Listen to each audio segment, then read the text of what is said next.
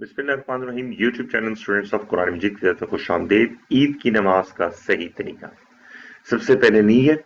मैं नीयत करता हूँ 2 रकात नमाज ईद उल फितर 6 जायद तकबीरों वास्ते अल्लाह अज़्ज़ा वजल के पीछे इस इमाम के।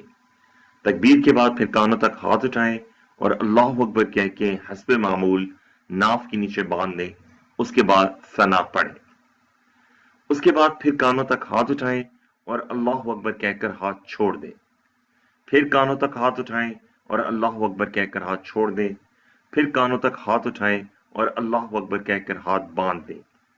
उसके बाद इमाम की किरात को खामोशी के साथ समाअत फरमाएं और रुकू करें और रुकू के बाद सजदा करें। इस तरीके से पहली रकात मुकम्मल हो जाएगी। फिर दूसरी रकात में इमाम इब्तिदाअन किरात करेगा